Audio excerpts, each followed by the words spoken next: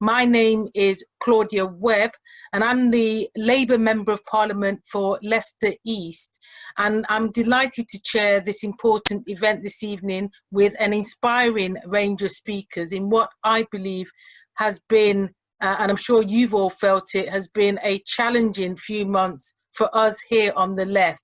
It's important, of course, that we stand together and take stock of our successes and our setbacks, so that we can set a course, I think, for a more hopeful future. From the coronavirus pandemic to the existential threat of climate change, the global community is facing increasingly common themes. Now is the time for a new internationalism, which prioritizes, I believe, global justice and collaboration, whilst ensuring that human rights, international law, and climate justice are at the heart of our international policies. Therefore, it's up to all of us to fight for this within the Labour Party and fight for our future, therefore, within the Labour Party and within the left. And events such as these are crucial in that struggle. It is, and of course, for me, it is especially pleasurable to have, you'll see later, to have Jeremy join us today. I just want to pay my own quick tribute to his leadership, both over the last 5 years and during the preceding decades, when time and time again he's proven to be right and on the and been on the right side of history as well. We've seen that Jeremy has led the opposition to the disastrous war in Iraq. He stood up for migrant rights, and he's opposed the global drive towards privatization and deindustrialization. And along with Diane Abbott and John MacDonald, they were often in a lonely place, but they were often the lonely voices of dissent against the upward transfer of wealth and power that has taken place over the last 40 years. So when Jeremy took control of our Labour Party, he did that in opposition to austerity. He didn't capitulate to the right-wing narratives on immigration, and did not offer, instead offered a genuinely alternative vision for a fairer society. So discussions such as we are having this evening are crucial, critical, to ensure that as a party, we do not slide backwards to those dark days. The coronavirus crisis has shown that a radically different world is not only possible, but it is the only viable option if we are to avoid a planetary breakdown. The global crisis we face can only be tackled by strong collective action which prioritizes people over private profit. And therefore, I look forward to hearing from our excellent speakers about how we can achieve this crucial task. But before we move on to the whole issue of internationalism, what I want us to do is take a look at the whole concept and structure of the National Policy Forum and why we're at the place we are today, and really examine whether the National Policy Forum really does help us to get involved in the party in a real meaningful way.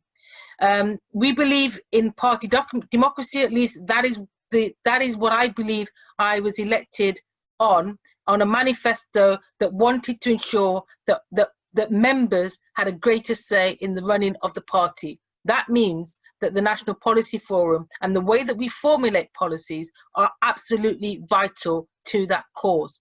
So without further ado, I want to introduce our first speaker, who will set the framework for us, I hope, in relation to the National Policy Forum.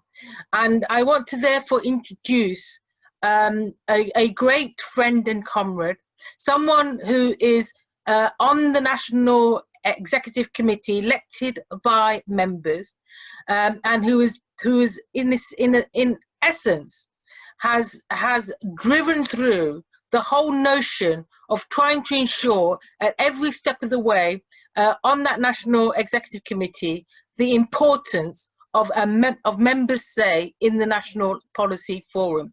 So I could think of no better person to introduce to this agenda to speak to us today than our very own Rachel Garnham, who's your very own member elected onto the National Executive Forum. So can I, without further ado, hand over to Rachel Garnham.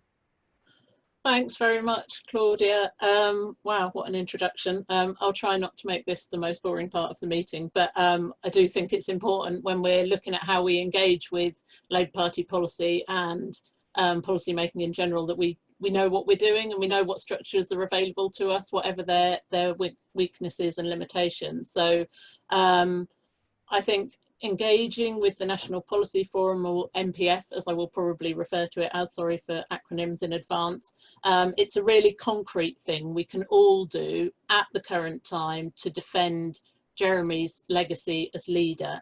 And I think right now as Labour activists, that is one of the most important things that we need to be doing, because we don't want to see all the progressive change that we saw under Jeremy's leadership of the Labour Party unravel.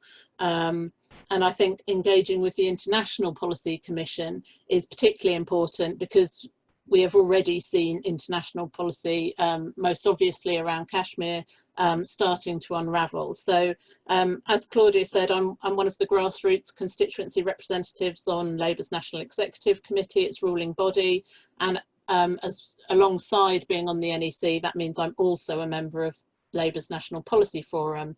And before I was on the NEC, I was a member of the NPF from the Eastern region. Every member of the National Policy Forum is allocated to a policy commission, and there are 8 covering different areas of policy. These are actually the only bits of the National Policy Forum that meet, so that they are quite important. And my policy commission is currently early years education and skills, so I've actually spent the past couple of years hounding Angela Rayner about academisation mainly. So I'm not going to talk much about international issues. I'm going to talk about how you can engage with the policy commission, and more relevant, as sort of Claudia alluded to, because she in her time on the NEC probably got very bored of me banging on at every meeting about when we were going to reform our policy making structures, because I advocate, and the left has advocated, and Jeremy has advocated, a system that genuinely engages the membership, that members have confidence in, because we are stronger with policy that is developed from the wealth of experiences and knowledge from our membership than we do with, you know, a couple of white men in London, frankly. So in my short contribution, I'm going to briefly cover what the NPF is, what it's supposed to be for, and what it has actually been for over the past 20 years, which are 2 different things, sadly. And then finally, and most importantly, how you can engage with it. So the National Policy Forum was first introduced under Partnership in Power under Tony Blair. And although it was conceived and sold as a way of involving the diverse membership of the Labour Party, grassroots members, trade unions, in policy making in between annual conferences, the way it was implemented, stacked with representatives of the Parliamentary Labour Party, the Association of Labour Councillors, means that its main function has actually been to stifle member involvement in policy making. There's 162 members of the National Policy Forum in total. Only 55 are directly elected by constituency members through OMOV.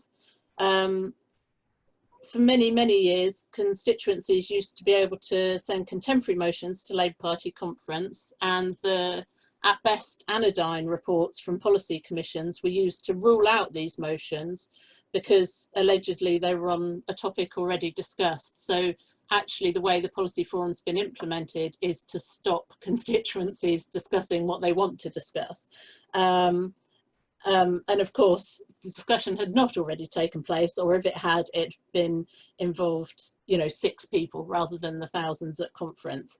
And from 1998 onwards, the Campaign for Labour Party Democracy has done its very best to chip away at this process and has had some limited success. So the introduction of OMOV, one member, one vote elections for MPF CLP representatives has meant that of those 55 current CLP representatives, many of them are on the left when they were elected in 2018, at a time when we were doing well as the left in elections. It means that we've got, there's a lot of very good representatives on the National Policy Forum. And one of the other sort of victories that we've had over the years in terms of rule changes is the right to refer back policy documents at Labour Party conference, which means that conference no longer has to take it or leave it. It can say there are bits of this policy document I disagree with. And with Jeremy's democracy review, I should say Jeremy and Claudia's democracy review, because of Claudia's involvement, we managed at long last to sweep away the restrictive contemporary criteria for motions to conference and more than double the number of motions discussed and restore a genuine policy making conference. But despite the findings of the democracy review in 2018, that the MPF was not fit for purpose and, more importantly, did not have the confidence of the membership in being able to contribute to policy making, what we haven't been able to do yet is actually get rid of it, because we haven't yet found an alternative that the NEC can agree, because, you know, luckily by this point the trade unions have quite rightly worked out how the MPF can be used to promote their policies, and we need to do the same as grassroots members. And of course we need to work together where we agree so that more progressive policies can be agreed through the National Policy Forum. But to fast forward to where we are now, here we are with a new leader and suddenly a new renewed interest in the National Policy Forum, to the extent that despite not yet being able to meet officially at CLPs, despite being slap bang in the middle of a national crisis, despite annual conference being cancelled, so there being no requirement for policy commission reports, and despite the NEC before Jeremy stopped being leader rejecting the paper that said a new policy consultation should start, lo and behold, we have a new policy consultation. And I can only see one reason for that, and that is to roll back our progressive policy that we have been building over the last 5 years. So you can see all the consultation documents at policyforum.labour.org.uk, and they take the form of a sort of 2 or 3 page narrative followed by 5 questions. And we have until 30th of June to engage with each of these policy documents. And it does appear very much to me that it's an attempt to start from year 0 when it comes to policy making. And as I say, to disregard our progressive policies that we have passed at annual conference, now that we have many more motions that we can pass, and that were enshrined in our general election manifesto. And there also seems to be a very, you know, absolutely disgraceful attempt to use the cover of coronavirus not to completely rethink our, you know, our economy and, you know, show the failings of capitalism, but actually to start from scratch on policy. So in my policy commission meeting a couple of weeks ago, the draft document was presented as the start of a policy cycle where we go back to basics and start again for 2024. Obviously, I suggested this was not the case and that we had an excellent manifesto less than 6 months ago. And of course, Becky Long-Bailey, as the Shadow Secretary for Education, backed me up, but that won't be the same in every policy commission. So we have a fight on our hands. And one way we can do that is to put in as many submissions as possible, and it shows you how to do that on the website. So people should go to the policyforum.labour.org.uk website and submit your views on the documents through there.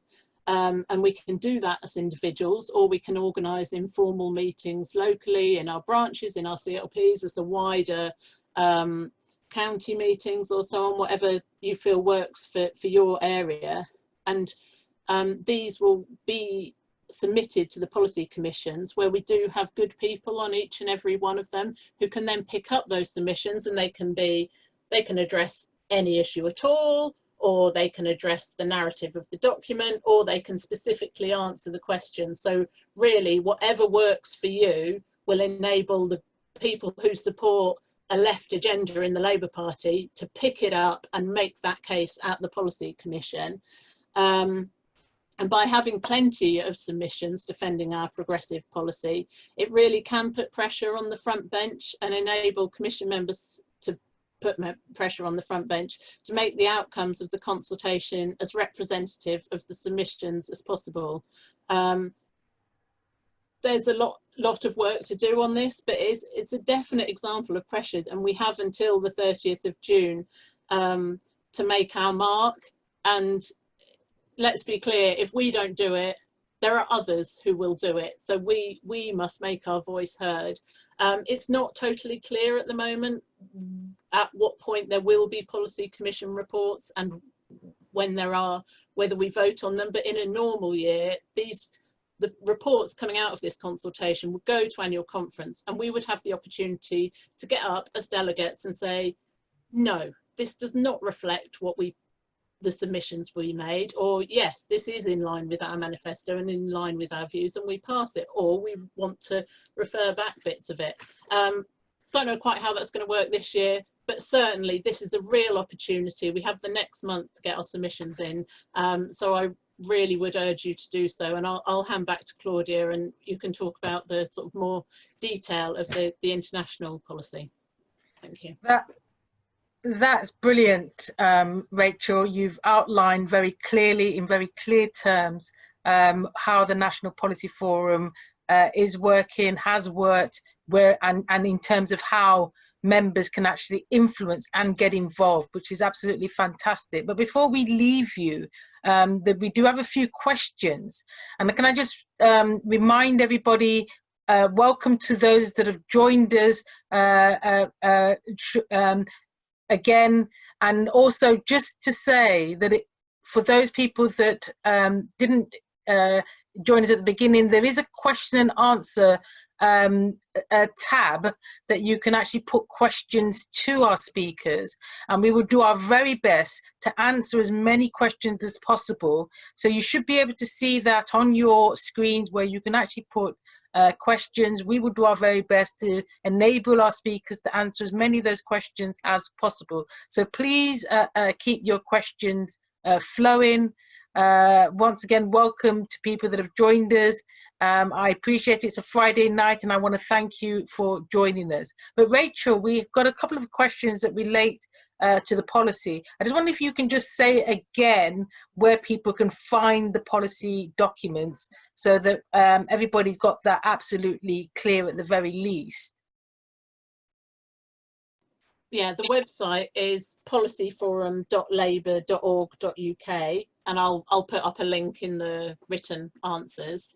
And anyone, you can submit as a guest, you don't have to be a member.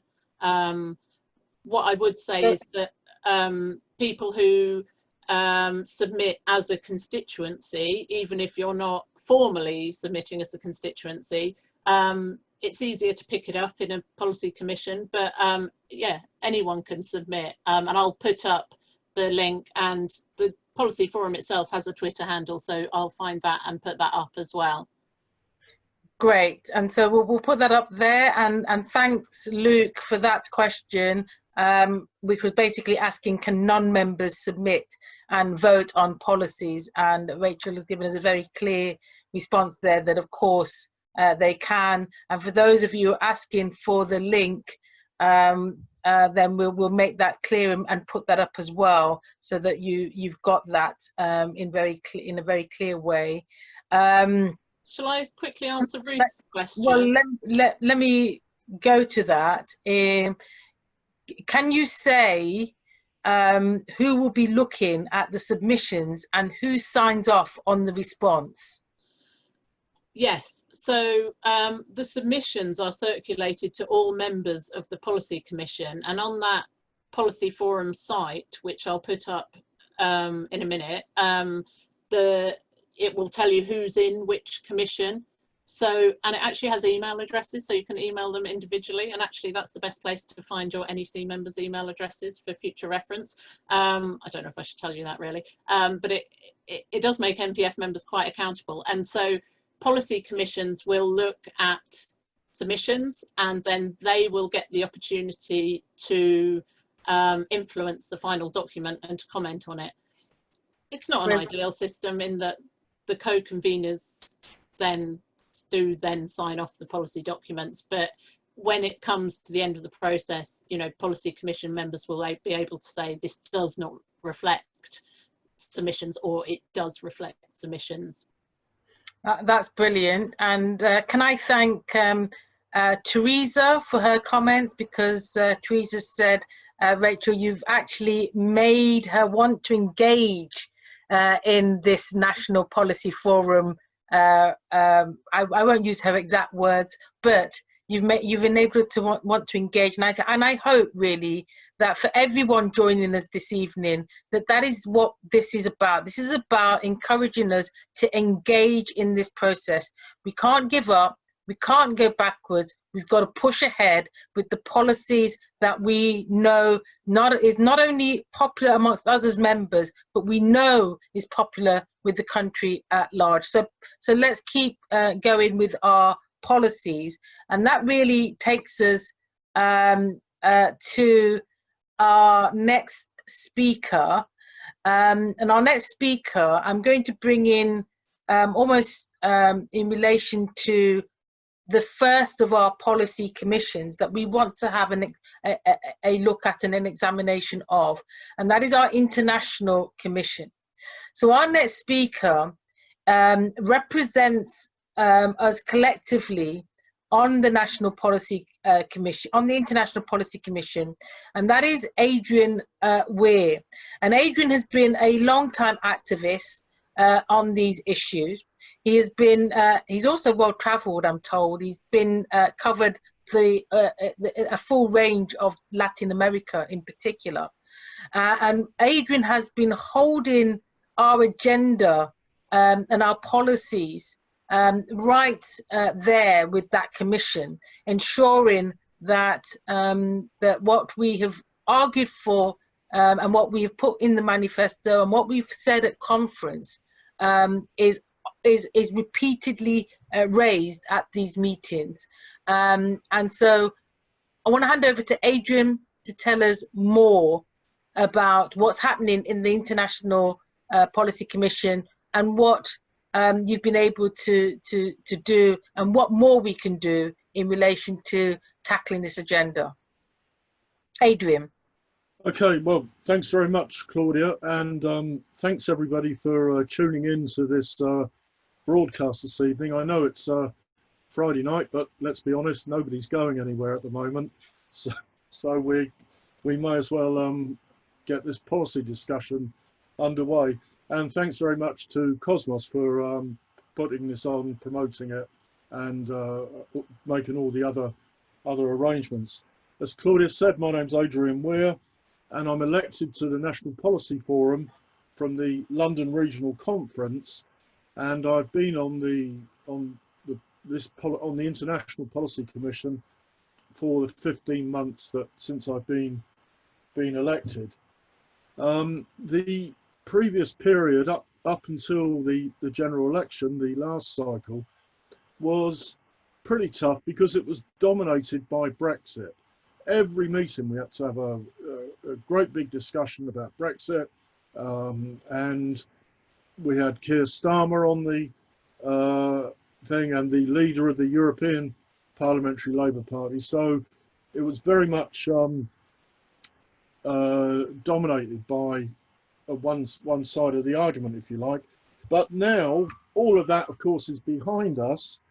But this new period that we're going in, the new cycle, as Rachel described it, is, I think, going to be equally as tough for us, because I think now we have to say that this is part of the great moving right show, and we're going to have our work cut out in not just holding a line, but certainly advancing from where we where we were for a conference and with the manifesto from the autumn of last year.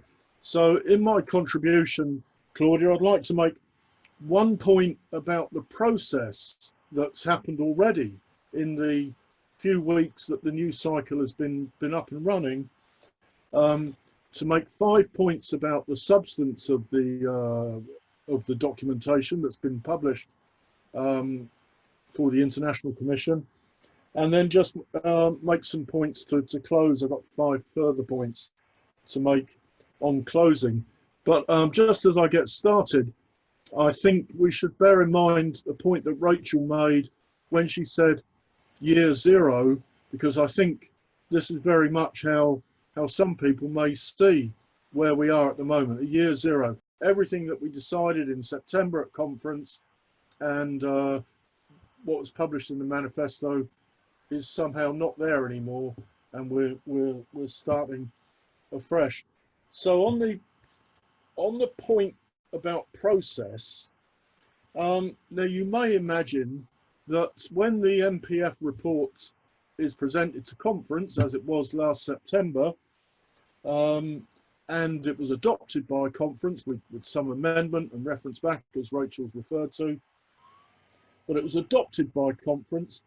So you may think that because it's been adopted by conference, that's become part of the sort of canon of party policy. And in other words, you may consider those policies are in the bank. We've got them, and they're in the bank, and we should now move on and develop those in a progressive way. Well, I don't think that's what's going to happen. That they're not in the bank, or if they are in the bank's been robbed, and we need to go and catch the robbers, really. And I just want to give you one example from my commission, but I think it's probably applicable to the other 7, although I'm not going to swear to that. So, for example, in 2019 at our party conference voted to accept the MPF report. That included the following passage from my report, the international one. It said, Commission considered the ongoing situation in Venezuela, having received submissions which unanimously voiced opposition to US interference in the country. The Commission agreed that the people of Venezuela should determine their own democratic future, free from external influence or military force. So that was in September. Earlier in May this year, the consultative paper is published in mid-May, and that generally supportive passage on Venezuela has been turned into a statement that's much more critical.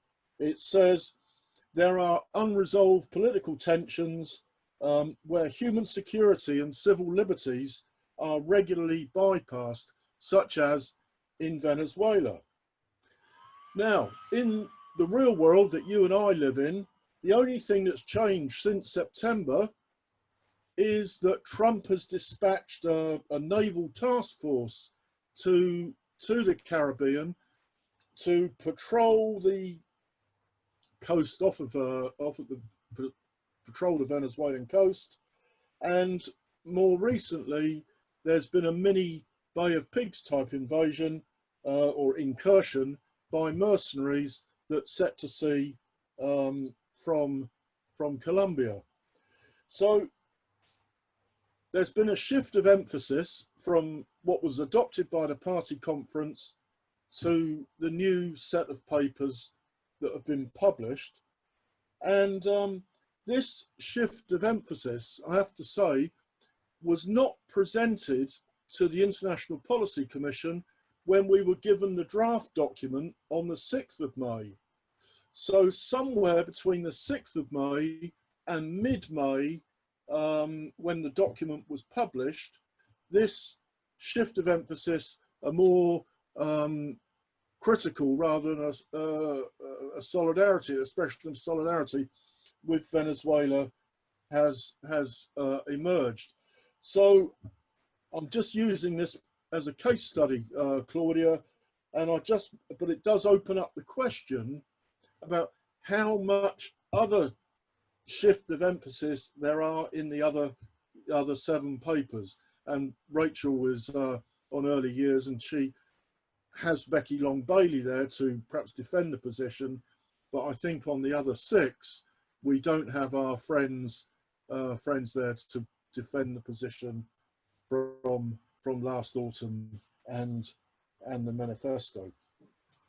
So to make some points about the substance of the report, I think all of the papers, all 8 of them, are dominated by coronavirus. I can tell by the titles. Mine is Internationalism in a post-coronavirus world. Early years is education system after coronavirus. The economic one is economic recovery after coronavirus.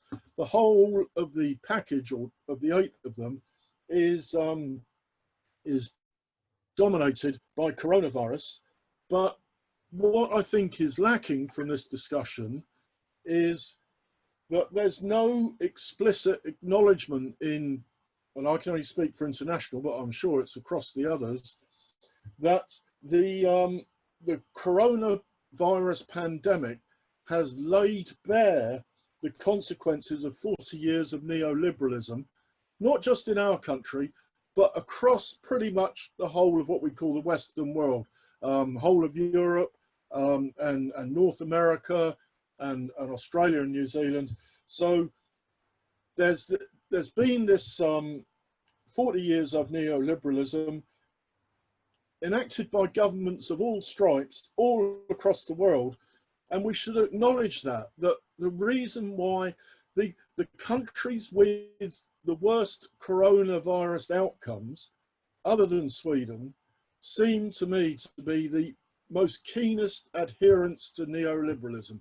In other words, ourselves, the United States, and Brazil.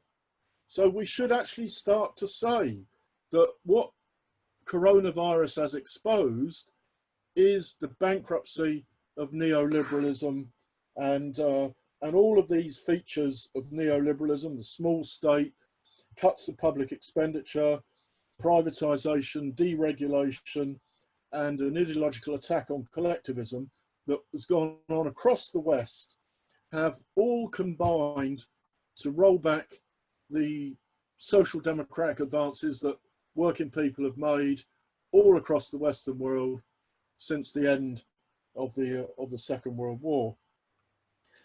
And I think a consequence of this neoliberalism, and it's a question posed in the paper but not properly answered, is that in the era of neoliberalism and globalization, there's been an ideological capture of the institutions of world financial governance. The IMF, the International Monetary Fund, and the World Bank have been captured by the neoliberals, and the consequence for the global south has been that when they needed to get support from these international institutions, of course, the same regime that we've endured voluntarily, arguably, we voted for it, these regimes have been imposed on countries in the global south by the World Bank and the IMF, the so-called structural adjustments, where countries in the global south have been required to privatize and deregulate. And additionally, asymmetric trade deals have opened up markets in the global south to US and European capital at the expense of local domestic industries. So there's a whole discussion there to be had about about the virus, neoliberalism and globalization, that is not dealt with explicitly in the papers. The second point I want to make is about the armed forces and this being VE Day, or this being the anniversary of VE Day. the paper just almost mentions in passing that this is the 75th anniversary of VE Day, and that's not located in any political context. It most certainly isn't located in the context that VE Day must be seen as marking the end of fascism in Europe, Germany and Italy and the other Axis powers. I mean, I know it went on in Spain and Portugal until the 1970s, but the victory over fascism engendered a huge popular upswelling of support for progressive policies across the West. And of course, in Britain, it ushered in the NHS, the welfare state, and so on. But so the document, although it refers to VE Day, doesn't locate it in any particular context, and what that meant both for us and other countries in Western Europe. Also, in this, under this heading, you may say that the paper is extraordinarily proud of the army and the armed forces, and says what a great job they've done in fighting coronavirus. Although when I checked the army's website, I couldn't find any reference on it to fighting coronavirus. But that's by the by. But really, you're almost being led to the conclusion that liberal wars of intervention are something that our army's pretty good at, and we should be supporting them. When of course we know what happened in the early years of this century, when the Bush and Blair were preparing to go to war in Iraq, we had the biggest demonstration ever against liberal intervention. So I would argue that there is not a reservoir of support in Britain for these liberal intervention wars. What I do think there is support for is that if we do send our soldiers somewhere, the public, and particularly working class people, as it's their sons and daughters who have to do the fighting, do demand that they get the proper kits when they go there, and don't like in Iraq, where they were unnecessarily slaughtered because of poor procurement policies pursued by the government. The next point I just want to make is about trade agreements and the so-called special relationship with the United States. I think it's clear that our current government will sell us cheap to American corporate interests. And I think Labour must be much more explicit in opposing trade deals with the United States or anybody else that seek to deregulate across the economy and undermine labour and environmental standards. In international trade agreements, our party, I think, should recognise that labour is not a commodity, as was recognised in the Declaration of Philadelphia, signed in 1944. And although the Agriculture Bill has just gone through the Commons this week, and it's gone on to the Lords, we should still, our party with other social partners, should be seeking to mobilise against the deregulation of food standards. We should say we don't want Frankenstein foods. We certainly don't want chlorinated poultry. We don't want growth hormone fed beef, and we don't want genetically modified cereals and salmon. And we don't want anything to do with that deregulation of food and environmental standards. My next point is about global governance, which again the paper refers to, but doesn't really spell out in detail what they mean. They talk about the failure of global governance, which I would absolutely agree. People may know that I'm a trade union official, so I'm particularly interested in the work of the International Labour Organization, which is a UN body that's charged with promoting labour standards and good work. And recently the ILO tried to launch a decent work for young workers initiative, but they'd run out of money. So guess who stepped in to fund the initiative? McDonald's, the biggest exploiters of young workers probably in the world. So this lack of funding, whether it's the ILO, the WHO, the World Health Organization, I mean, it's led by the United States, but of course it's not just the United States. It's this alt-right belief in the non-validity of expert opinion, be it in the world of work or in health or whatever. They just don't believe that these institutions of global governance could actually be doing some good. And the underfunding of WHO, of course, has implications for all of us as citizens of the world. And how am I doing for time, Claudia? You're doing okay. We've got some questions as well for you. Okay, right. Well, I'll just finish on a couple of points then. Also, what I feel is absent from the paper is anything specific about what Labour's foreign policy could and should be. I think they do make reference to the Saudi war in Yemen, but very cautious about the proposed Israeli annexation of the West Bank. But we should go on and call out Trump's illegal policy of regime change in Cuba, Nicaragua, Venezuela. We should call out the murderous government in Colombia that is murdering trade unionists and social movement activists, even when there's meant to be a peace process. We should call out labour abuses in Bangladesh that led to hundreds of women workers being locked into a factory and dying when the factory caught fire. And we must acknowledge that as a former imperial power, we've got some of the world's problems today are related to our position as a former imperial power.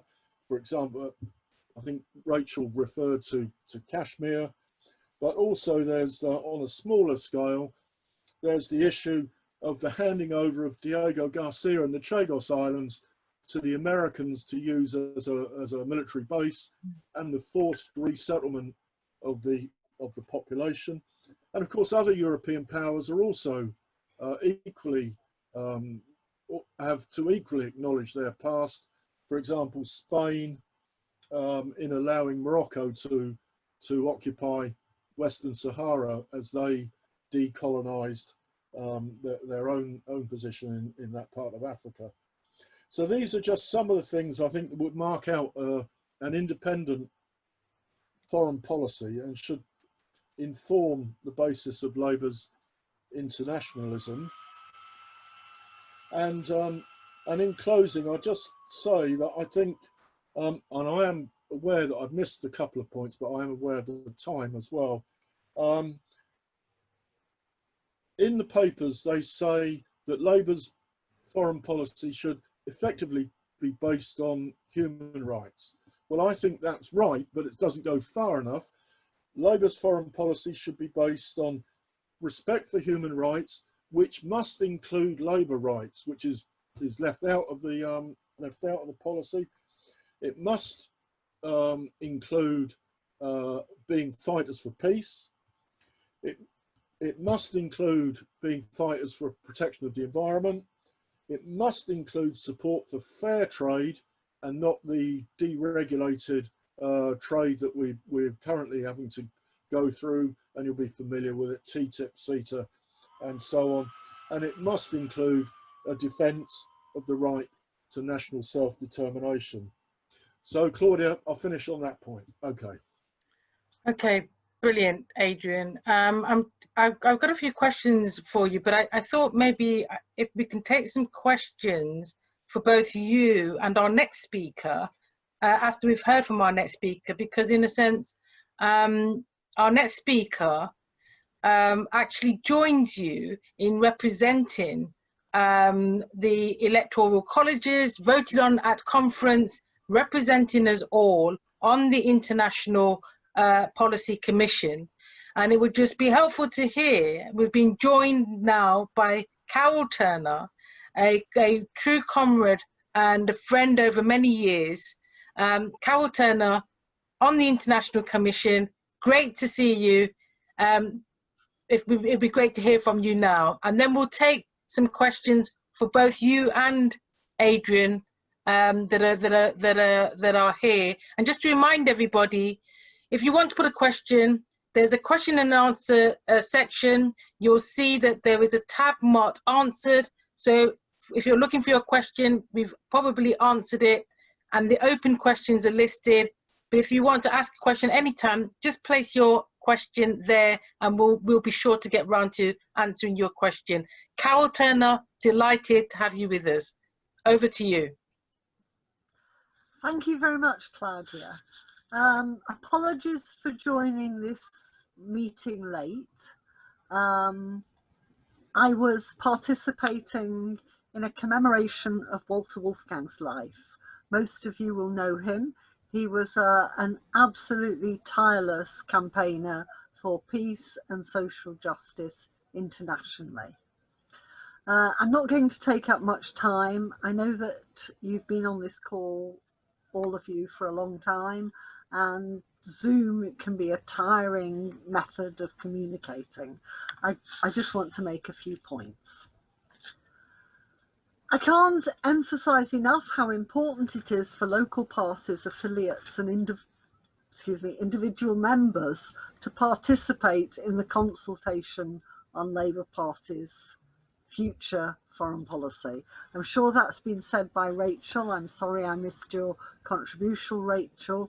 And I know that's been said by Adrian, who I listened to just now. When he was running for office, Keir Starmer committed to be an inclusive leader and to lead in continuity with Labour Party policy. In my book, this means continuity with the general election manifesto of last September. Sadly, there's little continuity with Labour's commitment to the primary objective of peace in the manifesto and individual policies which already appear to be dropped and disregarded when we look at the consultation document of the International Policy Commission. We're not going to have a face-to-face annual conference in Liverpool this year. We know that the NEC and Labour Party headquarters are discussing online alternatives to that, to our annual gathering, but that's unlikely to include motions, amendments and voting. In other words, it's unlikely to include our ability as individual members to make our views known about Labour policy. With all its faults, there are many, and I'm sure you've heard them from other speakers, excuse me.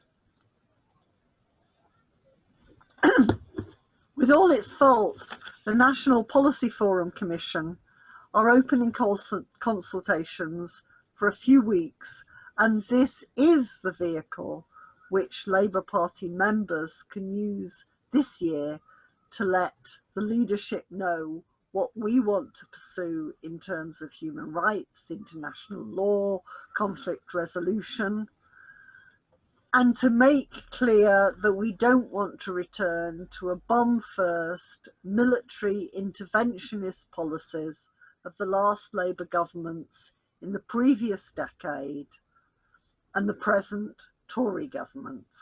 So I want to mention three areas. First of all, anti-war policies. These are really popular with the electorate and with Labour Party members.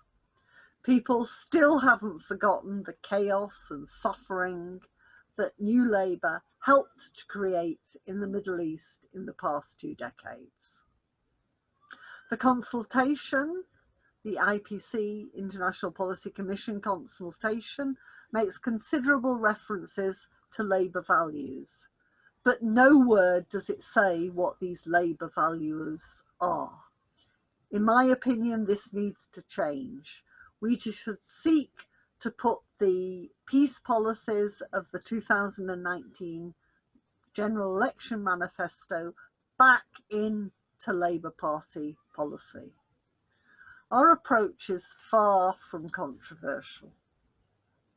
The United Nations Secretary General, Antonio Guterres, has issued an appeal for an immediate global ceasefire to reinforce the diplomatic action and help create the conditions for the delivery of life-saving aid during the world's shared battle against COVID-19.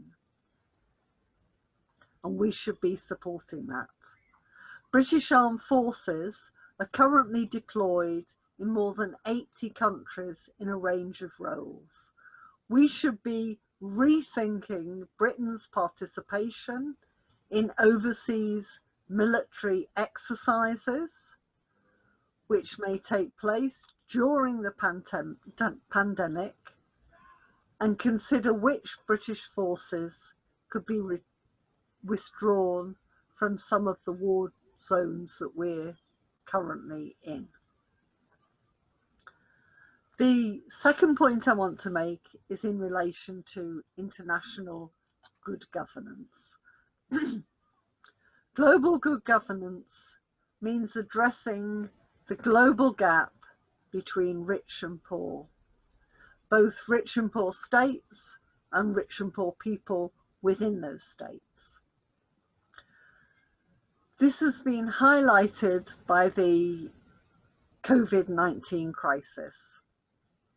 Whilst governments in the most economically advanced countries are focused on testing, contact tracing, the supply of personal equipment and ventilators and such like, the global south faces much more basic and more severe challenges. Some of the countries in the global south lack soap and water.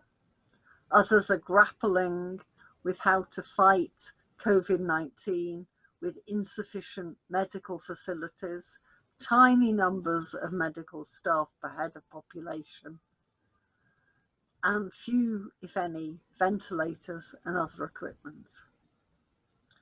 Faced with a health pandemic which does not recognise national borders, the basic challenge that all states face is the need to ensure equitable distribution of health resources. The second point I want to make is about, and the final point, is about Britain's security objectives. A pandemic like coronavirus has long been at the top of the national security's threat list. Despite this, it appears that the Johnson government is insufficiently prepared and is slow in responding. The UK's National Security Risk Assessment assesses that and prioritises major disruptive risks to Britain's national security.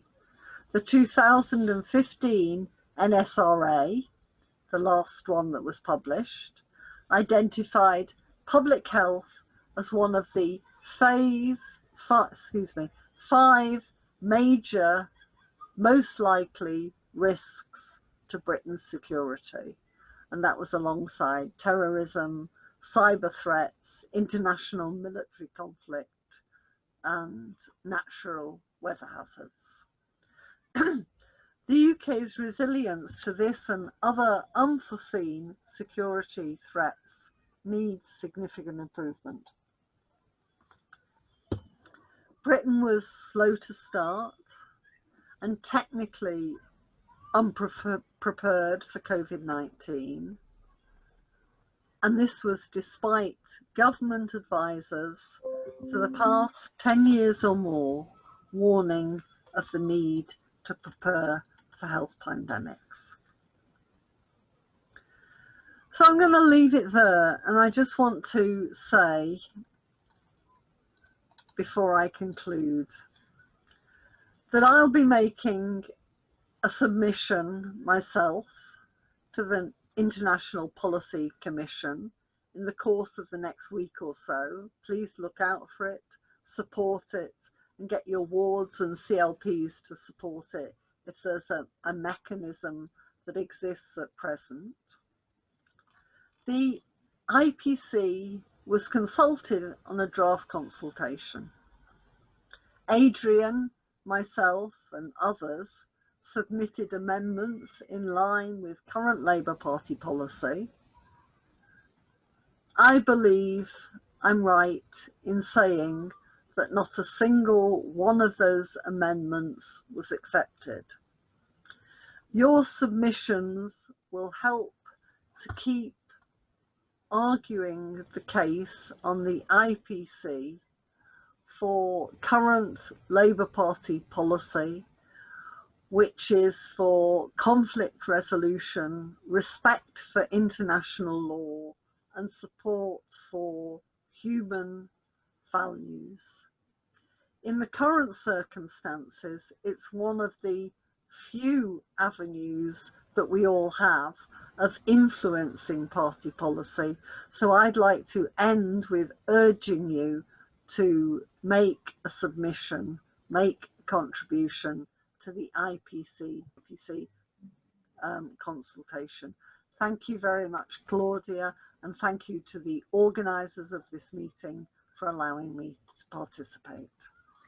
Thank you so much, Carol. And we know that with both you and Adrian participating in the International Policy Commission in the way that you do, holding and keeping our values true, that we know that we are in good hands, and with that collectively as a party and as members, that we made the right choice in ensuring that both you and Adrian were indeed elected to the National Policy Forum, and you've quickly got to grips with the business, and you're delivering what no more than what we could expect of you at this moment in time. And of course, we have a number of questions, and it was great to hear, of course, Adrian outline the challenges ahead, and to be clear about some of the policies that we need to hold on to.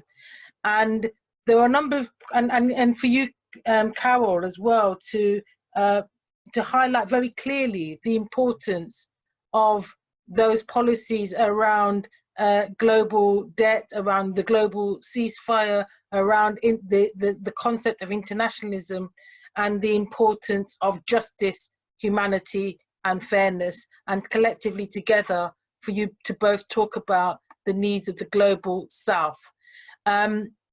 There are a number of questions that I just want to touch on from what we've got from our audience who've stayed with us diligently.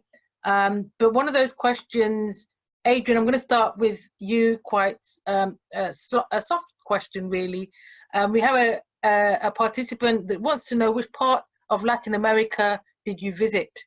If you just want to start with that, and then we'll just come to some others which are a bit more intense, I think. Okay, I've been to Cuba quite frequently. I was in Venezuela for as an election monitor during the election of President Maduro. Brilliant. Okay, now touching on a few of the more concerning questions. There's a question from Kingsley about how do we facilitate meaningful cooperation with socialist movements in Africa, in Asia, in South America, in order to help with organizing, and that touches a bit on the need to organize with the global South. And any thoughts on that from either you or Carol would be great.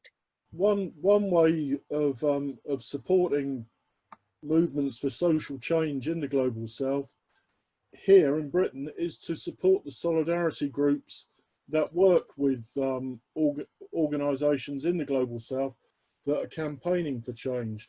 There are a number of in Latin America that I'm familiar with. Palestine Solidarity Campaign, Medical Aid for Palestinians.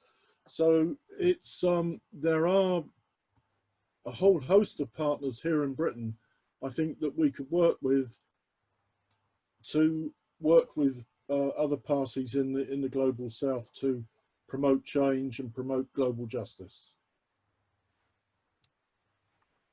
Brilliant. I don't know if you want to add to that, Carol, but if not, we have a question which is around the issue of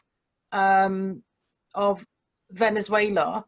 Adrian, you highlighted at the beginning that the paper, the starting document that set off the whole commission, that it started from a different emphasis to the one which was left to us and bequeathed to us as a result of our manifesto, and indeed as a result of conference, and that in this session the starting paper excluded the issue of Venezuela, or at least all of those issues that we had sought to win in relation to Venezuela.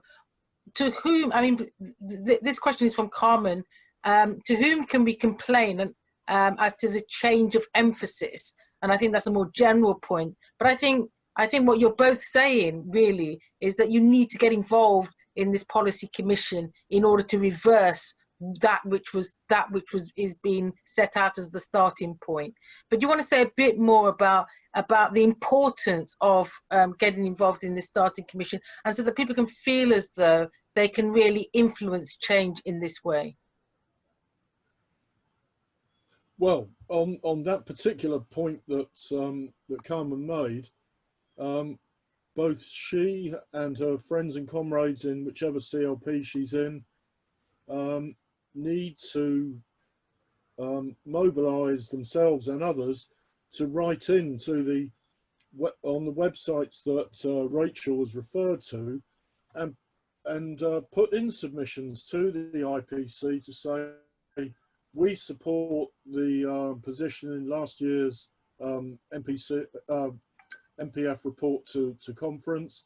We don't support this rewriting. It's not year zero. That stuff really is in the bank. We're not bank robbers, and we want to build on that with interest. I can't think I can keep this financial analogy going for much longer, but yeah, if you see what. Okay. I think that's, yeah. Okay. What I'd like to assert is the need to make some very basic statements about our values in the response to the consultation. And our values include support for countries who have been under colonial oppression, who need our support to develop in the world, and who need a voice, a louder voice than organisations and states like the United Kingdom and the USA allow them. And I think it's very important to stress that part of our human values and part of our global presence in the world must be to support these states which have less of a voice that Britain has. And I would like to urge people to think about that as part of their contribution to the IPC consultation. Thanks, Claudia. Thank you so much, and thanks to both you and Adrian in all that you're doing to hold the fort on all of this, and to ensure that our policies and all that we fought for on the left remain top of that agenda in the International Policy Commission. But what you're saying really is that you need all of us to engage in this process. We all need to contribute. We all need to participate. We all need to respond to this policy commission. Otherwise, all that we have fought for over these past 5 years or so and more will, in a sense, not amount to much if we don't all collectively and in unity continue to work together for this very important agenda of internationalism and ensuring that social justice runs right across the world, and that we protect our humanity through this. This brings us to our final speaker. And our final speaker needs very little introduction. I've already, given praise to him right at the start of this process. The person that, in a sense, has inspired us all, has transformed our whole approach in terms of a party, has delivered for us an agenda which wasn't about austerity, which was about change, which was about transformation, which was about internationalism, and most importantly, was about peace. Our next speaker, our very own Jeremy Corbyn. Thank you, Claudia. Thank you for that undeserved but lovely introduction. And like Carol, I'm sorry I wasn't on at the beginning of this excellent conference. We were both celebrating the life of the late great Walter Wolfgang and what he taught us about his life. Growing up in Germany, forced into exile because of the rise of the Nazis. His father was in a concentration camp, and then eventually he came to Britain, and what a magnificent contribution he made throughout his life as a socialist, as a Jewish man, as a man of peace. And I think we can remember Walter well. And when his photo came up at last year's Labour Party conference, amongst those that had sadly passed away in the past year, there was an eruption in the hall of love for Walter. And I think we should just remember the contribution those people made when it was often very difficult. He was debarred from being a Labour candidate after the 1959 election because he was opposed to nuclear weapons. He was criticised because he opposed the Korean War and so much else. So we should just remember there is that great tradition in our party of people campaigning for peace. And what I just want to do is share a few thoughts with you in this. We are being asked to make submissions to the National Policy Forum on international policy and strategy. And I'll obviously be making them alongside other people. But I think we need to remember that the democracy of our party resides in the membership and in the affiliates. And it's that voice that has got to be the final arbiter through party conference. There must not be a process in which party conference and decision making, which comes from the constituency parties and from trade unions, can be bypassed or sidelined. And it's something that I was very keen to promote during the time that I had the honour to be the leader of the party. And so bear in mind, party democracy is central to so much of what we say and what we do, as is democracy within our movement as a whole. The great issues facing the world at the present time are many, but in a sense can be boiled down to a short number of points. The coronavirus pandemic, was warned of by the World Health Organization in the beginning of January. Donald Trump doesn't like the World Health Organization. Boris Johnson doesn't like the World Health Organization. The Tory party doesn't like the World Health Organization. Why? Because it's a UN institution and they're not keen on UN institutions anyway. But secondly, because it is dedicated to the universal provision of healthcare throughout the world. And it's had running battles with the private medical lobby, with the insurance lobby and all the others that in the name of overseas aid want to bring in private medicine and health insurance rather than the universal model that we want to bring in. Point one, our overseas development policy must reflect the principles of our National Health Service, free at the point of need for everybody in all countries. And what coronavirus has also shown us is there's no hiding place from a pandemic. All the bombs and all the guns in the world are not going to stop the virus spreading. And health inequality and poverty around the world mean if you're poor, you're more likely to die from it. And the death rate amongst the Black community in New York, in Chicago, all across the USA is an indication of the institutional racism in economic and social policies in the US as well as in many other parts of the world. So coronavirus, coming out of it, there's going to be huge problems economically and in other areas.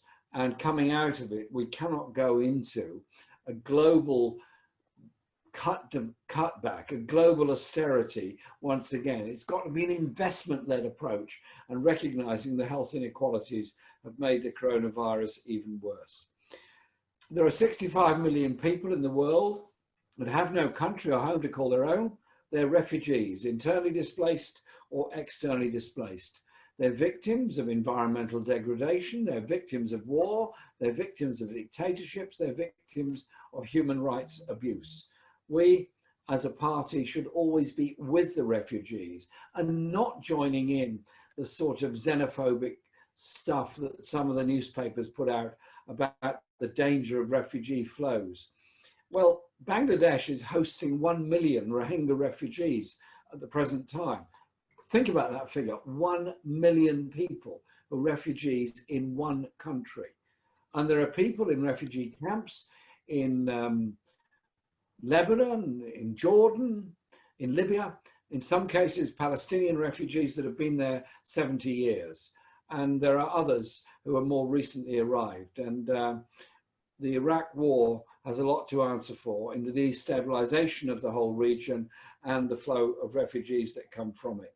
So I believe our policies must be centered around human rights and around justice and adherence to international law and conventions, including the conventions on the rights of the child, the rights of refugees, and the anti-discrimination ones. The other issue that's facing the planet, and well, there are many, but a very crucial issue is survival, the environmental crisis that is upon us. And one of the side effects, and a strange irony, but the world is full of ironic changes, is that with all the horrors of the corona crisis, many people in the world's big cities have breathed clean air for the first time in their lives. Here in London, where I live, the air is noticeably cleaner than it was 3 months ago.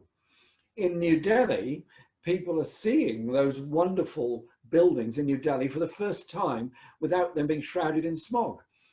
In Venice, the water is clean for the first time, and so on around the world.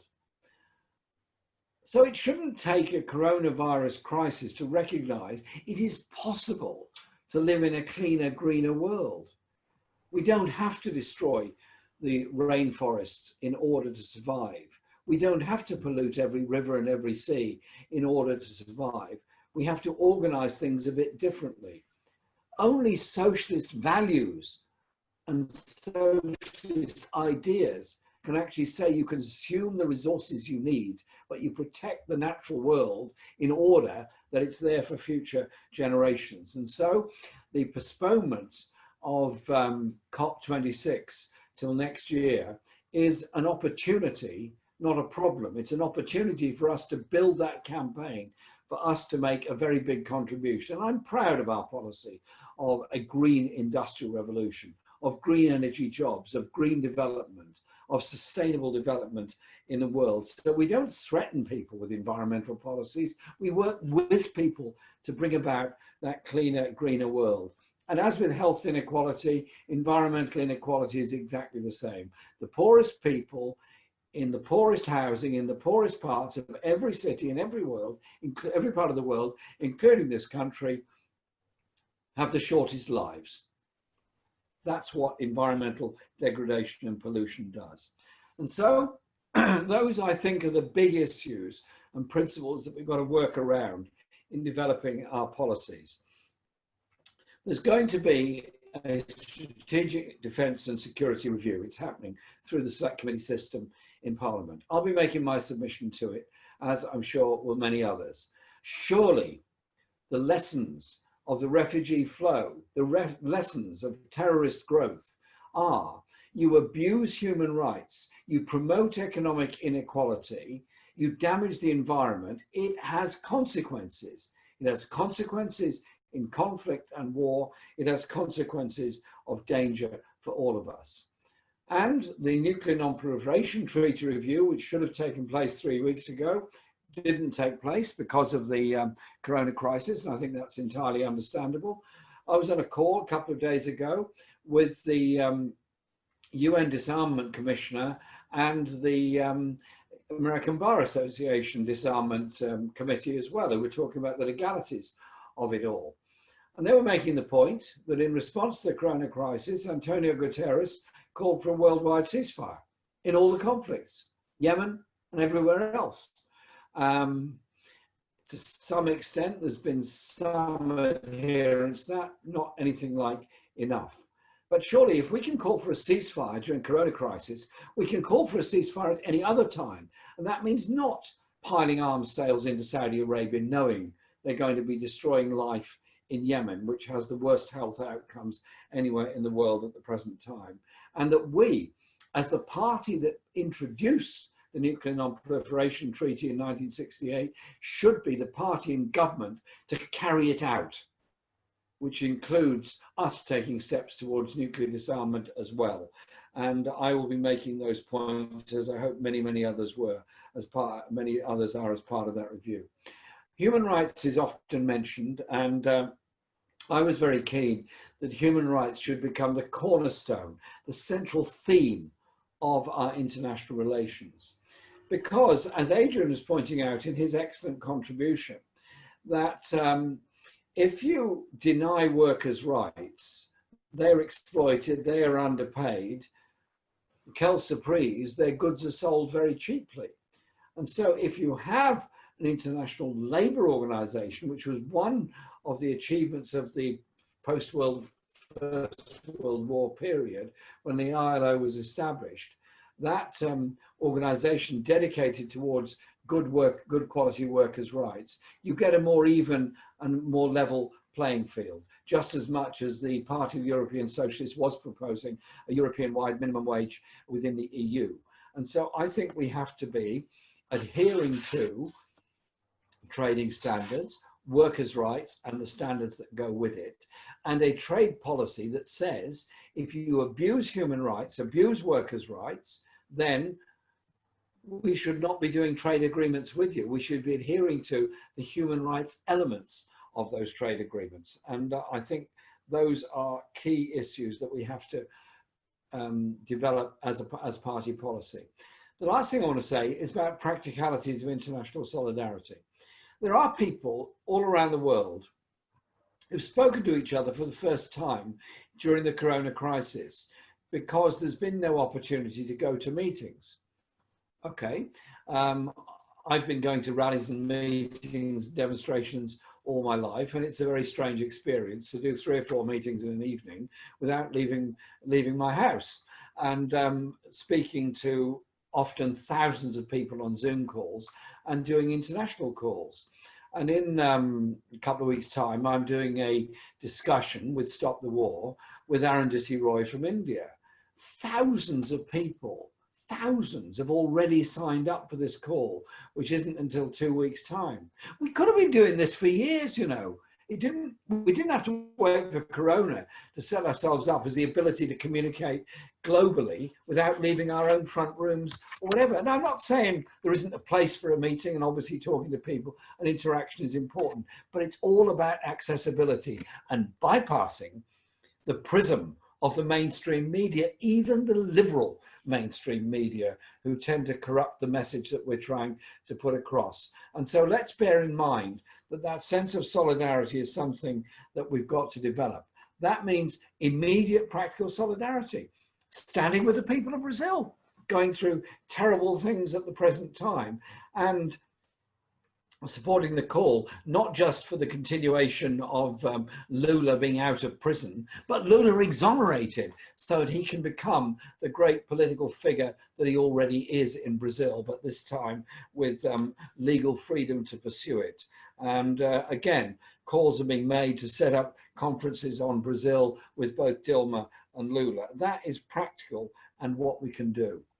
What is also urgent and practical is support for the refugees around the world and the crisis they're going through.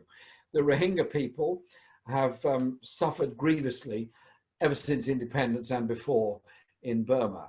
1 million are now in refugee camps, threatened with corona crisis, lack of health, education and food and all the rest of it. I'm not denying that the UN hasn't done its very best to support the Rohingya people. I'm not denying that Bangladesh hasn't done its best to support them. But 1 million people in refugee camps is wrong, and they should be able to live in safety in their own place. And so we as a party have to never be afraid to saying our #1 priority and our relations with any other country, party or government around the world is their adherence to human rights. Big specific issues have been mentioned.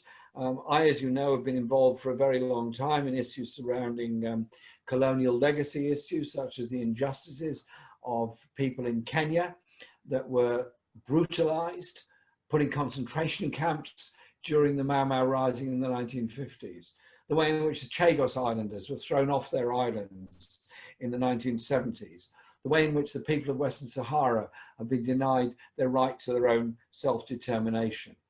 We managed to get nearly all those issues in as policy statements in the party. Let's not lose it. Let's not lose the principles that we have surrounding international solidarity. And finally, I'll just say this on the big issue coming up in the Middle East. There are people that have spent their whole lives in refugee camps. And I've been on a recent call with people in both Israel and Palestine. I was talking to human rights activists and peace activists in both Israel and Palestine about the future and the danger of the Trump plan, the danger of any version of the Trump plan. The Trump plan will encourage Israel to occupy large swathes of what they haven't yet occupied in the West Bank. Will turn Palestine into a series of Bantustans spread out all across the West Bank. There is a big campaign globally, and I've signed the big campaign globally to oppose the Trump plan in every way that we can. And I urge people to make sure that that also becomes part of our policy. But hopefully that'll come up at conference whenever the next conference is finally held. But it won't stop us campaigning now on it.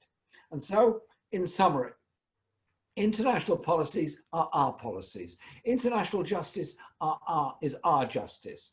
And you cannot have human rights observation, environmental sustainability, and economic fairness in one country alone. All these things spread out internationally. That's why I was proud to join the call that Bernie Sanders made for the writing off of debt of the most indebted countries in the world as their way of recovering from the coronavirus.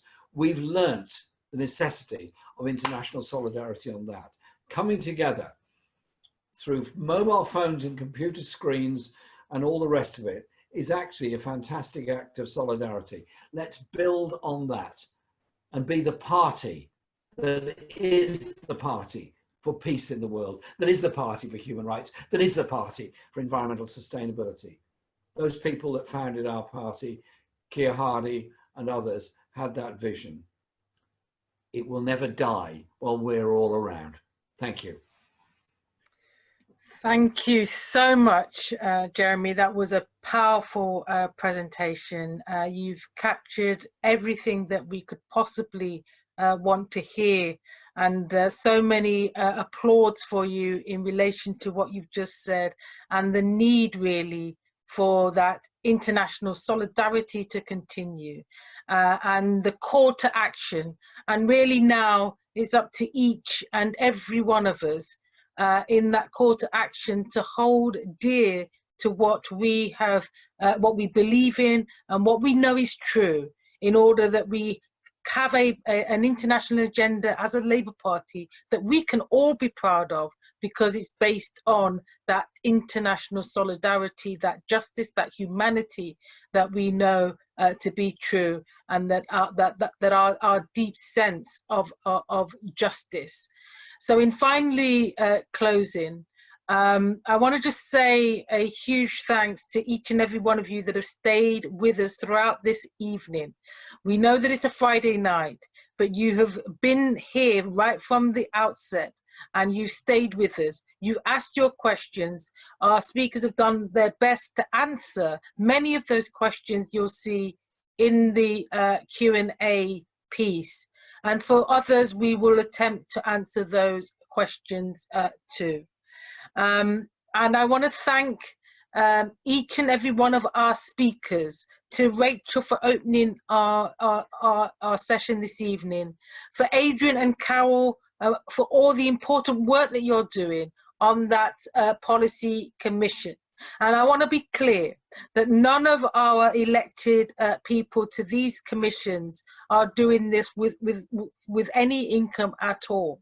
They do it because it is the right thing to do, and it's the just thing to do, and they're representing as well. So it's now down to each and every one of us to respond to the policy commission consultation, to make our views clear, to hold on to those things that we have fought for the sake of our international solidarity, our justice, humanity in going forward.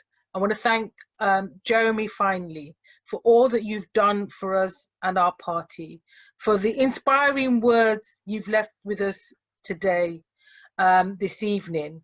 And thank you so much. And I want to thank the organisers for this brilliant series. This won't be the last, it's just the beginning. We want to look at all the other commissions over the weeks to come, and we will do that to make sure that we cover the remaining 7 commissions too. So watch this space. We've put the links up as to where you can follow the Cosmos, and to continue to get involved, to continue to respond, to continue to organise both individually and collectively, and in your CLPs as well, to make those responses known. Thank you all. Thanks for staying with us. Thanks to our speakers. Thank you so much. Thank you.